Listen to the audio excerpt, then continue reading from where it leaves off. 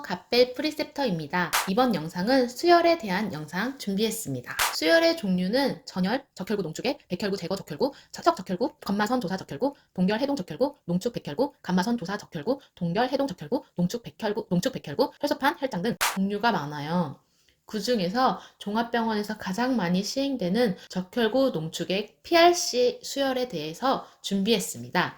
이 영상을 보고 PRC 수혈 과정 마스터하세요. PRC는 적혈구 농축액이라고 하며 전혈을 원심 분리해서 혈장 성분과 혈소판 성분을 빼내어 제조하여 헤마토크릿 70%, 백혈구를 함유하며 전혈과 동량의 적혈구를 함유하고 있어요. 종합병원에서는 PRC를 혈색소, 헤모글로빈 수치가 낮은 빈혈 환자나 수술이나 외상으로 총 혈액량의 15% 이상 출혈이 있는 환자에게 수혈을 하는 경우가 많은데요. 자, 그럼 수혈 환자의 간호에 대해서 알아봅시다. 의사가 수혈 처방을 지시한 경우 처방을 확인하고 나서 환자나 보호자에게 수혈 동의서를 받고 진단검사의학과에 연락을 해서 혈액제제 준비 현황을 파악합니다. 병원에 따라서 진단검사의학과, 혈액은행, 검사실 등 명칭이 달라질 수 있는 점은 참고해 주세요. 환자 혈액형 확인을 위해 혈액검사를 나가야 되는데요. ABO 타입과 교차 검사를 하면서 18게이지 카테터로 IV 유지가 안 된 환자는 18게이지로 정맥천자를 하면서 혈액검사를 합니다. CBC 2개와 플레인 보틀 1개에 노란색 라벨을 붙여야 하는데요. 노란색 라벨에 환자 정보 작성 후 검체에 붙여줍니다. 이건 병원마다 조금 차이가 있을 수는 있어요. 수혈 환자는 혈액의 점도가 높고 수혈로 인한 부작용이 발생하여 응급 상황이 생길 수 있기 때문에 성인은 18게이지에서 20게이지 바늘로 정맥 천자를 합니다. 소아 환아의 경우 22게이지에서 24게이지로 이용을 하기 때문에 수혈은 22게이지에서 24게이지 바늘로 사용은 가능하지만 성인은 20게이지에서 18게이지로 정맥 천자하는 것을 원칙으로 합니다. IV 후 바이탈 사인도 확인합니다. 특히 열이 나지 않는지 수혈 전에 확인을 해야 합니다. 혈액이 준비가 되면 진단검사 의학과에 혈액 수령 요청서를 출력하여 아이스박스에 아이스백을 담고 혈액과 직접 닿지 않게 얼음 위에 수건을 깔고 들고 가서 수령을 합니다.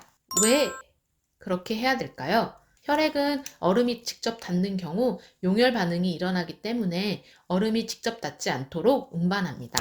파인트, 즉 2개 이상 수혈이 처방이 나더라도 1파인트 수령 후 수혈이 끝나면 1파인트를 수령해야 합니다. 왜 그렇게 해야 될까요? 진검에서 PRC를 수령하고 난 후 30분 내에 수혈을 시작해야 하기 때문입니다. 왜 그렇게 해야 될까요? 세균 증식의 위험 때문에 30분 이상 실온에 방치하면 안 되기 때문입니다.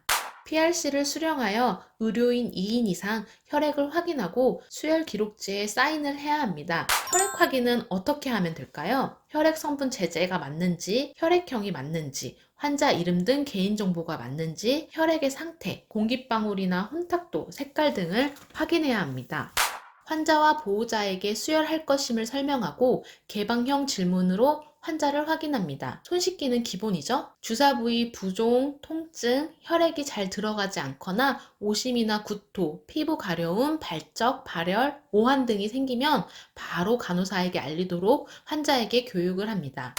PRC 수혈 시 반드시 챔버에 필터가 있는 수혈 세트를 사용해야 합니다. 꼭 수혈 세트 챔버는 3분의 2에서 4분의 3 이상 채워줘야지 악화로 인한 세포 파괴가 되는 용혈 현상을 방지합니다. 수혈 세트 필터는 혈액 응괴와 찌꺼기를 제거해주기 때문에 꼭 필터가 있는 수혈 세트를 사용해야 합니다.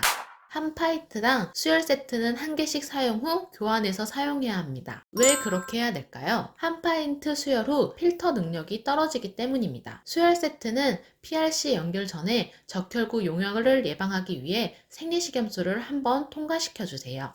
PRC는 혼합 가능한 수액은 NS, 멸균 생리식염수밖에 없어요. 이거는 명심하셔야 합니다. 5% DW와 하트만 수액을 함께 주입하면 용혈, 부분 응고가 생겨서 심각한 부작용을 초래할 수 있으니 수액은 라인을 따로 잡아야 해요.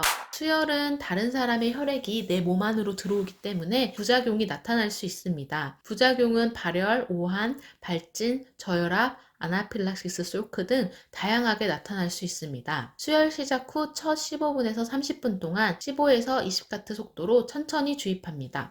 부작용 발생 시 어떻게 해야 될까요?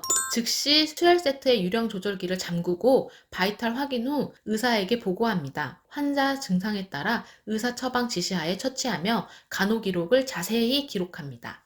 부작용이 없다면 두세 시간 안에 수혈이 될 수 있도록 속도를 조절해야 하고 중간중간 잘 들어가는지 확인해야 합니다. 수혈은 최대 4시간 이내까지 수혈이 되어야 합니다. 왜 그렇게 해야 될까요? 4시간 이상은 미생물 오염 위험성이 증가하기 때문입니다. 겨울철 병실 천장에 히터가 나오는 경우는 수혈하는 동안에는 끄도록 합니다. 환자에게 설명 후 혈액이 변질될 수 있어서 수혈하는 동안에는 히터를 끄고 진행하는 게 좋습니다. 수혈이 종료되면 수혈 세트에 남아있는 혈액은 NS100에 연결하여 플러싱하고 PRC 백을 제거합니다. 바이탈 후 수혈 기록지 작성 후 스캔합니다.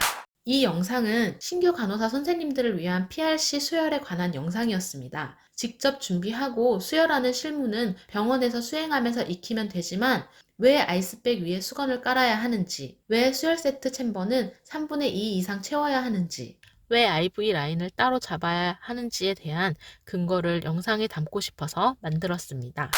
영상 끝까지 봐주셔서 감사합니다. 영상이 조금이라도 도움이 되셨다면 구독과 좋아요를 눌러주세요. 영상을 만드는데 큰 힘이 됩니다. 다음 영상에서 만나요. 안녕.